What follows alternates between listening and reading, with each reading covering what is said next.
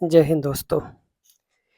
ये are special economy UP budget है जो कि सेंसस 2011 पे बेस्ड है, क्योंकि इसके बाद सेंसस 2022 में होना था जो कि कोरोना की वजह से हुआ नहीं है। तो ये सभी एग्ज़ाम के लिए उपयोगी है, चाहे वो आर ओ हो या फिर यूपी पीसीएस हो, यूपी पीसीएस फिर यूपी लेखपाल है, फिर यूपी पेट है। इन सभी एग्ज़ामों के लिए ये बहुत ही उपयोगी, ये सभी एग्ज़ामों में क्वेश्चन पूछे जाएंगे इससे। तो पहले शुरू करते हैं। उत्तर प्रदेश का नवीनतम आर्थिक परिदृश्य क्या है? तो यूपी का पॉपुलेशन लगभग 20 करोड़ के आसपास था 2000 सेंसस 11 में, मतलब 2011 में। वित्तीय वर्ष 2024-25 में यूपी का सकल घरेलू उत्पाद कितना था? तो 24.99 ट्रिलियन था, जो कि 9.5% पिछले 5 सालों में ये इसकी ग्रोथ रेट बढ़ी है 9.5%। फिर बात करते हैं ऊर्जा नीति 2022 के अनुसार 2026-27 में प्रदेश में 16,000 मेगावाट नवीनीकरण ऊर्जा उत्पादन का लक्ष्य रखा गया है। देश की जीडीपी 9.2%, मतलब देश के जीडीपी में यूपी का योगदान 9.2% है। ये दूसरे नंबर पे है और पहले नंबर पे कौन सा है? महाराष्ट्र है, और दूसरे नंबर पे यूपी हो गया। ठीक, अब आगे बढ़ते हैं। यूपी का 2029 तक का 1 ट्रिलियन इकोनॉमी बनने का ये लक्ष्य है, और ये दूसरी अर्थव्यवस्था है जो कि देश के इकोनॉमी में योगदान है। सर्वाधिक ग्रोथ रेट है यूपी का, और वर्ष 2029 में देश की सबसे बड़ी अर्थव्यवस्था बनेगा जो कि 1 ट्रिलियन का ये लक्ष्य है। ठीक, जीएसडीपी 1950 से लेके 2017 तक प्रदेश की जीएसडीपी कितना है? 12.7 लाख करोड़, मतलब ये 2017 तक थी। अभी 8 वर्षों में ये जीएसडीपी लगभग दोगुना हो गया है, ऐसा सरकार का मानना है, जो कि आंकड़े जो प्रस्तुत किए गए हैं। 2024-25 जीएसडीपी 27.51 लाख करोड़ होने की उम्मीद है, और 2025-26 जीएसडीपी 30.77 लाख करोड़ होने का ये लक्ष्य है, और ऐसा होगा, इसलिए इसमें 2025-26 में ये ऐसा बताया गया है कि 30.77 होने का उम्मीद है। देश की जीडीपी में 9.2% हिस्सेदारी है, यूपी दूसरे नंबर पे है। वर्ष 2023-24 में देश की जीडीपी वृद्धि दर क्या थी? तो ये है 9.6 थी, जबकि यूपी की वृद्धि रेट 11.6 रही है। यानी कि 2023-24 में जो पूरे भारत की जीडीपी जो वृद्धि रही है 9.6 रही है, और ये यूपी का अकेले 11.6 जो कि देश के जीडीपी से अधिक है। उत्तर प्रदेश डिजिटल लेन देन में भी आगे रहा है। 2017-18 में 122.84 करोड़ 122.84 करोड़ डिजिटल ट्रांजैक्शन हुए। 2024-25 में दिसंबर 2024 तक 1024.41 करोड़ डीटी यानी कि डिजिटल ट्रांजैक्शन हुआ। यूपी डीटी यानी कि डिजिटल ट्रांजैक्शन में पहला नंबर, आधे से अधिक लेन देन ये यूपीआई से होता है। ज़्यादातर लोग यूपीआई से ट्रांजैक्शन करना पसंद करते हैं क्योंकि ये सुविधाएं हैं यूपी में। यूपी पर्यटन में भी आगे है। वर्ष 2024 में 65 करोड़ पर्यटन आए कहाँ? प्रयागराज में। प्रयागराज में आप सब देखा ही। यूपी में एफडीआई प्रवाह यानी कि फॉरेन डायरेक्ट इन्वेस्टमेंट जो है वह 5 वर्षों में 1384 मिलियन डॉलर का हुआ है, और ये स्पेशल इकोनॉमिक जोन SEZ जो है लगभग 50 तक पहुंच गया है। UP global investment investors summit 2024 में 40 लाख करोड़ रुपए का निवेश प्रस्ताव प्राप्त हुआ। फिर यूपी देश का 16% से अधिक दुग्ध उत्पादन करके शीर्ष स्थान पर है। फिर आगे देखते हैं, यहाँ पे सरकार के 8 साल पूरे हुए तो उसमें क्या क्या है। यूपी में सर्वाधिक एक्सप्रेसवे है, बड़ा रेल नेटवर्क है। यूपी के 6 शहरों में मेट्रो संचालन हो रहा है। देश की पहली रैपिड रेल का संचालन मेरठ से दिल्ली को जोड़ती है। यूपी में एमएसएमई यूनिट 96 लाख हुआ। मतलब यूपी में ये जो एमएसएमई यूनिट के लिए जो लगाए लगभग 96 लाख तक है और देश में यह नंबर 1 पे एमएसएमई के मामले में। 5 लाख की सुरक्षा गारंटी भी देता है ये एमएसएमई यूनिट को। यूपी में 45 लाख करोड़ इन्वेस्टमेंट प्रपोजल है। 15 लाख करोड़ का ऑलरेडी एग्जीक्यूट हो चुका है और 60 लाख डायरेक्ट जॉब और इनडायरेक्ट जॉब क्रिएट हो चुके हैं। यूपी में ईज ऑफ डूइंग बिजनेस में भी अचीवर स्थान प्राप्त किया।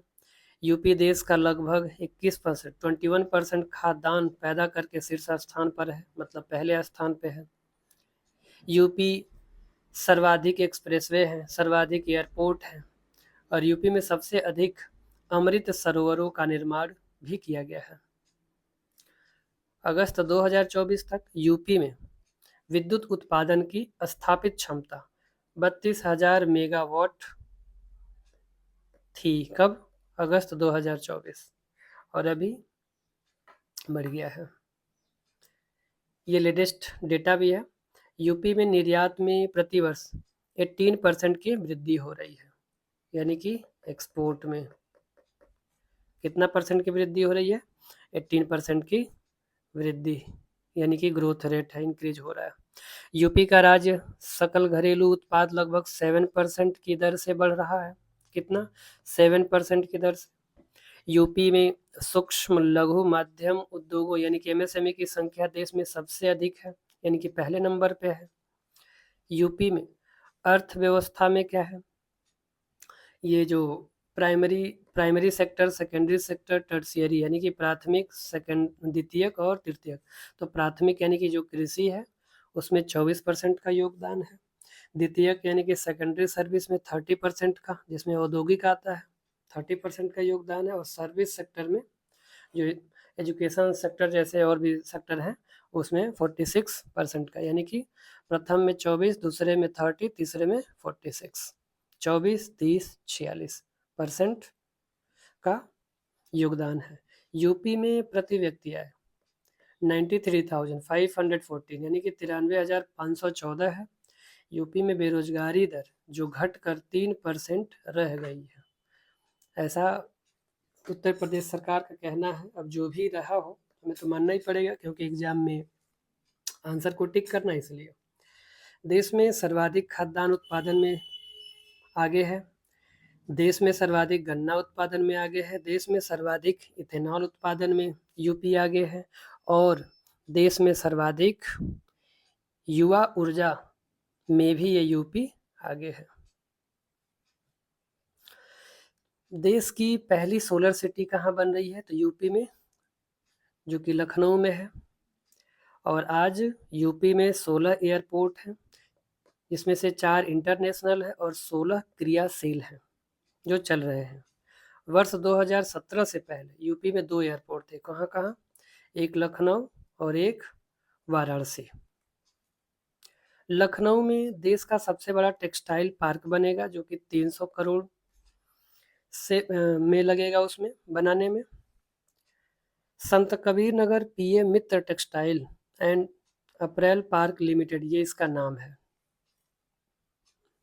मतलब इस बजट के तहत ये बनेगा क्या? टेक्सटाइल पार्क ये जो बन रहा है 300 करोड़। और ये टोटल प्रस्तावित कितना है?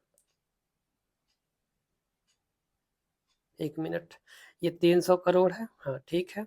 और ये कितना है? 1680 करोड़ है, ठीक है, उसका ये पार्ट है। आगे बढ़ते हैं।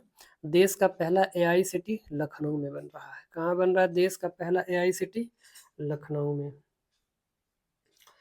विधि विज्ञान प्रयोगशाला, जिसे हम फॉरेंसिक लैब भी कहते हैं, ये कहाँ कहाँ बन रहा है? ऐसे 12 जगह, जहाँ पे लखनऊ, वाराणसी, आगरा। याद करने का, इसे ये क्वेश्चन में पूछा भी जा सकता है, तो इसे याद कैसे करें 3-3 का पेयर में। पहले लखनऊ, वाराणसी, आगरा, फिर गाजियाबाद, झांसी, प्रयागराज, फिर गोरखपुर, कन्नौज, अलीगढ़, फिर बरेली, गोंडा, मुरादाबाद। तो ये 12 जगह और 6 नई प्रयोगशाला और बनेगा। यूपी में 4 नए एक्सप्रेसवे के निर्माण हो रहे हैं। पहला है बिंद एक्सप्रेसवे। ये छोटे-छोटे एक्सप्रेसवे हैं जो मतलब लिंक का काम करेगा, 2 एक्सप्रेसवे को जोड़ने का काम करेगा। तो ये बिंद एक्सप्रेसवे कहाँ-कहाँ से होकर जाएगा? ये असमतल यानी मिर्जापुर, वाराणसी, चंदौली, सोनभद्र, जिसकी लंबाई है 320 किलोमीटर। फिर चंदौली से गाजीपुर में पूर्वांचल लिंक एक्सप्रेसवे को जोड़ने के लिए स्पर का निर्माण किया जा रहा है। बुंदेलखंड एक्सप्रेसवे को चित्रकूट से प्रयागराज होते हुए रीवा मार्ग को जोड़ने हेतु बनाया जा रहा है। चौथा जो गंगा एक्सप्रेसवे है, यह मेरठ से हरिद्वार को जोड़ने का काम करेगा, जिसका निर्माण हो रहा है। यूपी में 5 अंतर्राष्ट्रीय और 16 घरेलू हवाई अड्डों के साथ अब कितना हो गया? 21 एयरपोर्ट वाला राज्य बनने की ओर अग्रसर है। अग्रसर मतलब कुछ बन रहे हैं। जैसे एक जेवर अंतर्राष्ट्रीय अड्डा बन रहा है, कहाँ? वो गौतम बुद्ध नगर में। 6 नोड हैं। 6 नोड पर डिफेंस इंडस्ट्रियल कॉरिडोर। तो ये कौन कौन है? लखनऊ, कानपुर, झांसी, आगरा, अलीगढ़, चित्रकूट। तो इसको ऐसे याद कर लें, बड़ा है लखनऊ, फिर कानपुर, आगरा, झांसी, और 2 भूलने का संभावना है, ये अलीगढ़ और चित्रकूट। तो ऐसे याद रख लेंगे लखनऊ, इसको ऐसे याद करेंगे कैसे? लखनऊ, कानपुर, झांसी, आगरा, ये हो गया। अलीगढ़, चित्रकूट, इसमें 2 नहीं है। कौन कौन? प्रयागराज और वाराणसी, ये 2 नहीं है। तो ये याद रखेंगे, ये प्रयागराज, वाराणसी नहीं है, लखनऊ, कानपुर, झांसी, आगरा, अलीगढ़, चित्रकूट है। तो ऐसे याद रह जाएगा। ठीक है, आगे बढ़ते हैं। ब्रह्मोस मिसाइल निर्माण इकाई कहाँ बन रहा है? तो लखनऊ में। वाराणसी में 100 करोड़ में, सॉरी 100 एकड़ में भारत का पहला फ्रेड विलेज विकसित हो रहा है। तो यह क्वेश्चन बन सकता है कि उत्तर प्रदेश में कहाँ पर फ्रेड विलेज विकसित हो रहा है? तो वह है वाराणसी में। और कितने एकड़ में? 100 एकड़ में। अब आगे बढ़ते हैं। आईआईटी जीएनएल कहाँ बन रहा है, मतलब कहाँ है? ग्रेटर नोएडा में। मेगा फूड पार्क कहाँ है? तो बरेली। बरेली में भी कहाँ? तो बहेड़ी में। नाम ही सिमिलर है, बहेड़ी, बरेली। फिर ट्रांस गंगा सिटी कहाँ? तो उन्नाव में। प्लास्टिक पार्क कहाँ बन रहा है? तो गोरखपुर में। गारमेंट पार्क गोरखपुर में। फार्मा पार्क ललितपुर, झांसी में, जो कि 1442 एकड़ जमीन पे बन रहा है। और इत्र पार्क, तो ये याद रहेगा कन्नौज में, क्योंकि ये इसके लिए प्रसिद्ध भी है। कृषि विकास दर वर्ष 2016-17 में 8.6 था। अभी से बढ़कर कितना? 2023-24 में 13.7 हो गया है। उत्तर प्रदेश में 9 क्लाइमेटिक जोन है। ये पूछा भी गया था एग्जाम में। यह 187.7 लाख हेक्टेयर से अधिक कृषि भूमि के साथ यूपी में उपलब्ध भूमि कितना है? तो 76 यानी कि 76% कृषि कार्य हेतु उपयोग किया जा रहा है और 86% अधिक सिंचित भूमि कवरेज है। ठीक है, आगे बढ़ते हैं। तिलहन उत्पादन वर्ष 2016-17 में कितना था? तो 12.40 लाख मीट्रिक टन था। और अभी मतलब 28% बढ़ के, यानी कि 128% से ये 28% कितना था? 28.31 लाख मीट्रिक टन हो गया है, 128% से बढ़ के। मुख्यमंत्री कृषक दुर्घटना कल्याण योजना कब लागू हुआ? तो सितंबर 2019 में। क्वेश्चन बस पूछा जा सकता है ईयर को लेके। किसान एग्री मॉल कहाँ पे? तो लखनऊ में बन रहा है। किसान एग्री मॉल कहाँ बन रहा है? लखनऊ में। इसकी लागत याद रखने की ज़रूरत नहीं है। इंटीग्रेटेड पैक हाउस का निर्माण, तो अमरोहा वाराणसी, यानी कि सहजनवा गोरखपुर, ये 3 जगह बन रहा है। इंटीग्रेटेड पैक हाउस का निर्माण अमरोहा में भी, वाराणसी में भी और सहजनवा गोरखपुर में 3 जगह बन रहा है। यूपी मंडी भाव, एक एंड्रॉयड मोबाइल ऐप लॉन्च हुआ है जिससे कि बाजार का भाव और मौसम की जानकारी प्राप्त किया जा सकता है। फिर चौधरी चरण सिंह सीड पार्क कहाँ बन रहा है? लखनऊ में, जो कि 251 करोड़ की लागत से बन रहा है। आलू के लिए सेंटर ऑफ एक्सीलेंट, ये 2 जगह बन रहा है, इसका निर्माण हो रहा है, एक हापुड़ में और एक कुशीनगर में हो रहा है। फिर राजकीय आयुर्वेदिक महाविद्यालय अयोध्या में, राजकीय होम्योपैथिक कॉलेज कहाँ? वाराणसी में। अब ये कन्फ्यूजन हो सकता है कि अयोध्या में है वाराणसी, क्या? क्योंकि दोनों में राजकीय है, तो इसको याद रखेंगे। आयुर्वेदिक महाविद्यालय अयोध्या में है और होम्योपैथिक कॉलेज कहाँ है? वाराणसी में। ईज ऑफ डूइंग बिजनेस, ये सब में नंबर 1 है, ये जो यहाँ पे दिया है ये सब में यूपी नंबर 1 है। ईज ऑफ डूइंग बिजनेस के मामले में, प्रधानमंत्री जनधन खाता खुलवाने के मामले में, प्रधानमंत्री जीवन ज्योति बीमा करने के मामले में, कृषि निवेशों पर किसान को दे अनुदान डीबीटी डायरेक्ट बेनिफिट ट्रांसफर के माध्यम से जो भुगतान हुआ है उसमें भी अग्रणी है, सबसे आगे है। फिर ई मार्केट प्लेस यानी कि जेम पोर्टल जो है जहाँ से ऑनलाइन खरीद बिक्री हो रही है वहाँ से, उसमें भी आगे है। और यूपी में वृक्षारोपण अभियान के अंतर्गत 36 करोड़ 51 लाख पौधे लगाए गए, इसमें भी आगे है। राष्ट्रीय शिक्षा नीति 2020 नेशनल एजुकेशन पॉलिसी 2020 के क्रियान्वयन में यानी कि इसे लागू करने में भी आगे है, और कौशल विकास नीति को भी लागू करने में भी यूपी आगे है बाकी के प्रदेशों से। अब उसके बाद हम आते हैं फॉरेस्ट की बात करते हैं, तो यहाँ पे हमने अच्छे से इसको लिखा है। तो ये जो लेटेस्ट रिपोर्ट है वन फॉरेस्ट का, 18वीं भारत वन स्थिति रिपोर्ट 2023, यह बाइनियल है। बाइनियल का मतलब हर 2 वर्ष में ये रिपोर्ट आती है, प्रत्येक 2 वर्ष में ये प्रकाशित होता है। और ISFR 2023 India state of forest report, ये कौन करता है? तो फॉरेस्ट सर्वे ऑफ इंडिया, जिसे फसाई यानी कि FSI भी कहते हैं। तो इस रिपोर्ट के अनुसार देश का कुल वन वृक्ष क्षेत्रफल कितना है? 8,27,356.95 किलोमीटर स्क्वायर, या ऐसे याद रख सकते हैं क्या? 8,27,000, ठीक है, लगभग में, क्योंकि पूरा डाटा कन्फ्यूजन हो सकता है, तो हमें ऐसे याद रखना है कि एग्जाम में देखते ही ये क्लिक कर जाए। और ये सारा डेटा, ये जो भी है, ये सभी एग्जामों के लिए, यूपी के सभी एग्जामों के लिए उपयोगी है, तो इसलिए इसको ध्यान से करते चले।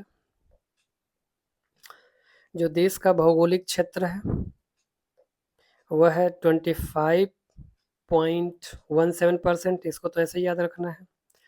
और कुल वन का क्षेत्रफल है 21.76%, ये परसेंटेज में है। और एरिया में कितना है?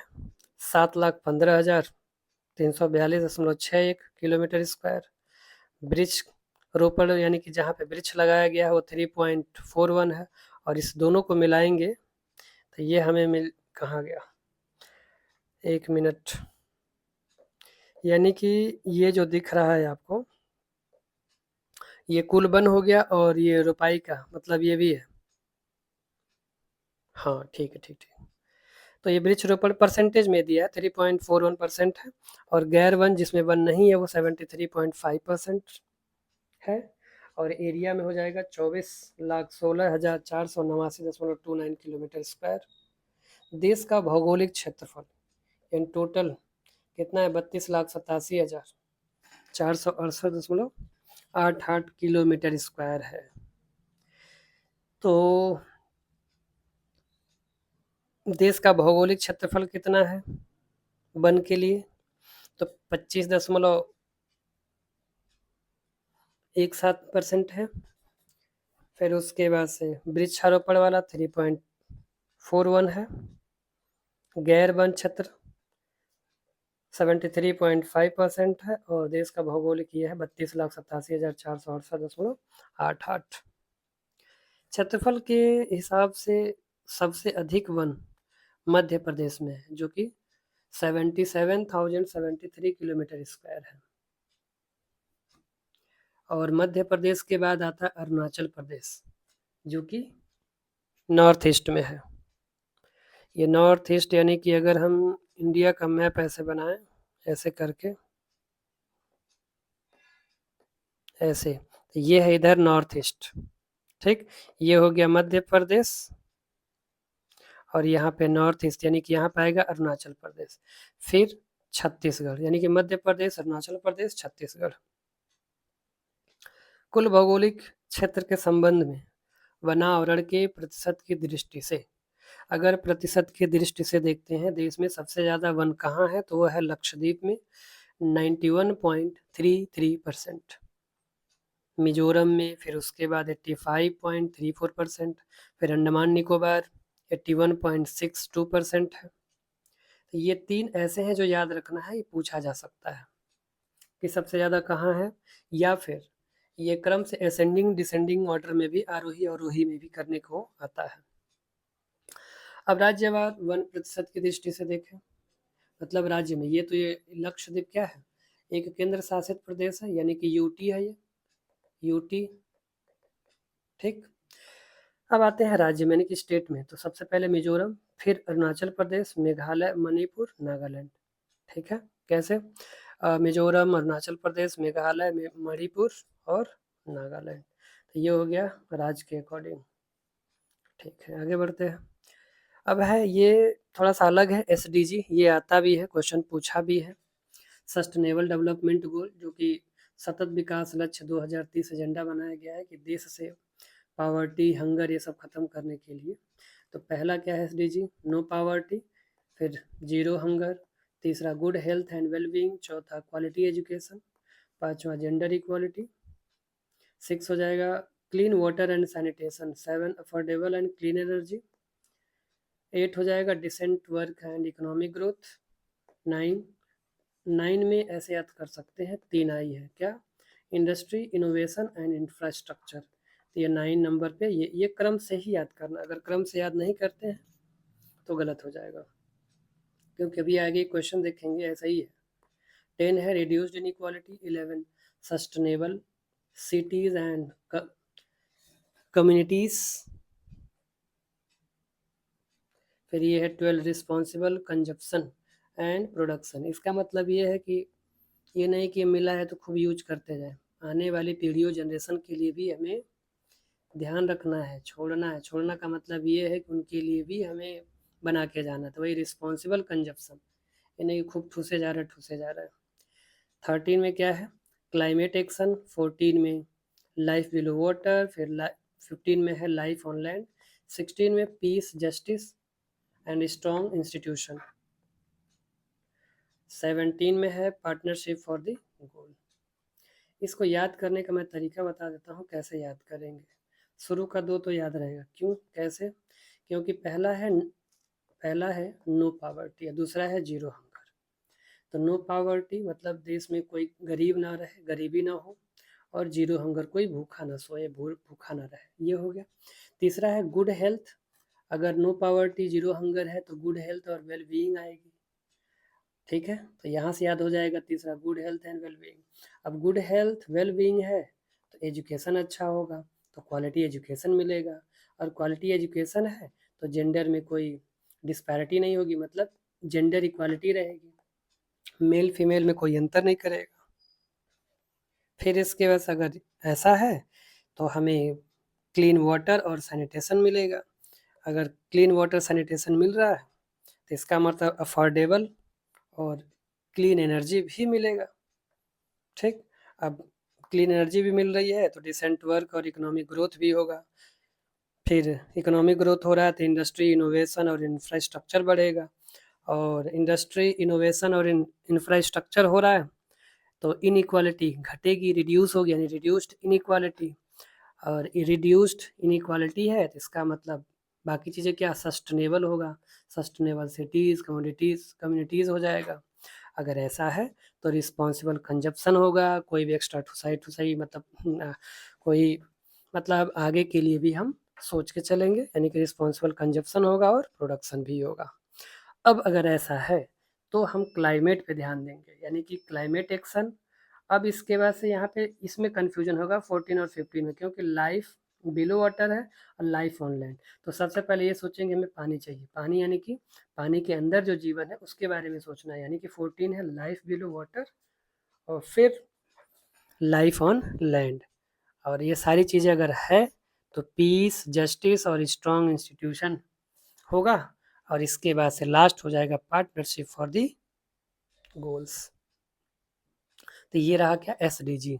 अब एक क्वेश्चन है इसी पे जो कि यूपी पीसीएस 2023 में पूछा गया था। मैच लिस्ट 1 and 2 ये यहाँ पे दिया, SDG 10, SDG 13, 14, 15। अब बताओ यहाँ पे दिया है 1, 2, 3 है, climate action, life on land, reduce. तो देखो क्लाइमेट में पहले देखा था हमने, क्या देखा था कि अगर नो पॉवर्टी होगा, अगर यहाँ पे नो पॉवर्टी होगा, जीरो हंगर होगा, फिर गुड हेल्थ और वेल बीइंग होगा, एजुकेशन क्वालिटी होगा, जेंडर इक्वालिटी होगा, तो कुल मिला के हम लोग इधर कहीं देखे थे, ये रहा 13 पे क्लाइमेट एक्शन, यहाँ पे लिखा भी ऑलरेडी ये 13। फिर लाइफ ऑन लैंड, तो लाइफ ऑन लैंड तो लाइफ ऑन वाटर मतलब लाइफ बिलो वाटर के बाद है, यानी कि ये है 15, और लाइफ बिलो वाटर ये रहा, तो ये 14 हो गया। तो ये 14, ये 15, ये 13। अगर ये नहीं भी पता है रिड्यूस्ड इनइक्वालिटी तो इनसे हम निकाल सकते हैं। तो क्या क्लाइमेट एक्शन कौन सा है, 13 है, तो 13 ये रहा, यानी कि बी वाला, यानी कि B1। तो B1 एक ही में दिख रहा है यहाँ पे, तो इस हिसाब से हम लोग लगा सकते हैं।